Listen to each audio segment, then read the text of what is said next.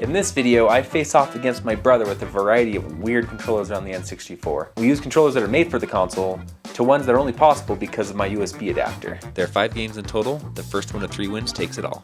It gets pretty wild, so you're not going to want to miss this. Barrel roll. Do a barrel roll. Welcome to Mario Kart. I figured since I grew up on N64, I'd give him the advantage and let him have the better controller to start with. James seemed pretty confident going into this because he gave me the easier controller. I took the Tony Hawk Shred skateboard and let him use this tilt accelerometer controller. He took an early lead, and no matter what, I couldn't seem to catch him. The tilt controls lacked any kind of precision. As you can see, my hands were shaking back and forth when I was trying to turn to keep myself from running into the walls. Meanwhile, James was wobbling around like he was an old man.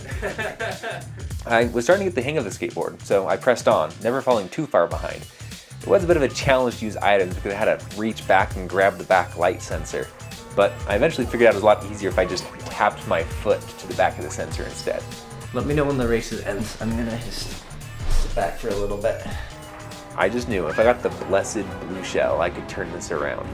I kept getting crap items like bananas and mushrooms, or red shells, but it happened. I got the blue shell. So I didn't delay at all in trying to launch it, and it just hit the wall. Okay, nothing to worry about. Yeah, I never caught up. So that's all right. He needs the head start. Sweet, got the first win. That's a point for me.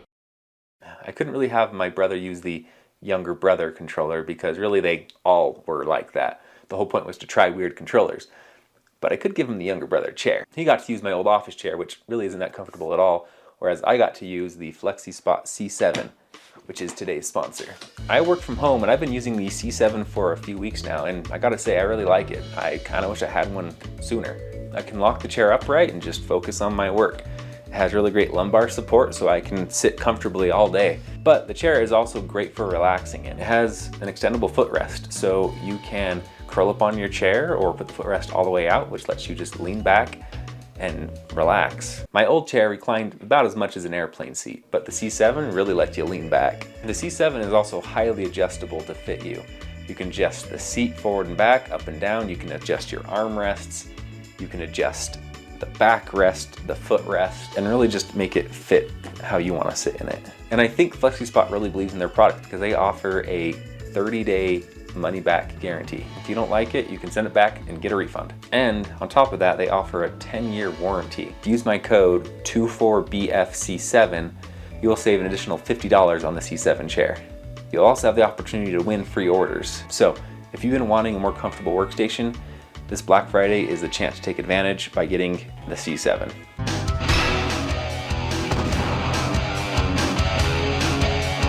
And now that I have the more comfortable chair, I was ready to take on GoldenEye. I am not ready for GoldenEye. I had the steering wheel controller and he had a USB Logitech controller. I got the controller that was supposed to be easier to use, but I don't know if it turned out that way. The steering wheel trigger combo worked just fine for that. I just relied on being able to aim side to side and move front and back. I think what really helped me out though was that he was also struggling to figure out the controls too. I think it's because I'm so used to using modern controls for modern shooters, I cannot aim straight. Well, I played it more than him, so I was able to jump into it much faster than him. So by the time he was figuring the controls out, I already had a few kills on him. I wasn't doing good at all, so I resorted just to karate chopping. I got him back eventually. I was able to run around in circles, and I was able to karate chop him to death.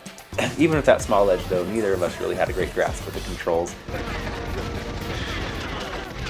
He did turn the auto aim off. It felt like a little too forgiving in that game, and I wanted to, make it about skill here, which I guess neither of us had a lot of. After that, I actually figured out don't aim up and down, just aim left and right. And with that, I actually started to do a lot better.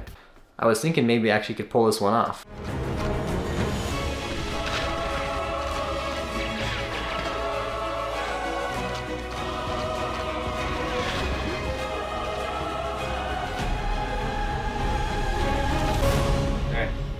Well, 6-3. Yep. All right. Well, there you go. I lost. I did manage to come out on top in this one.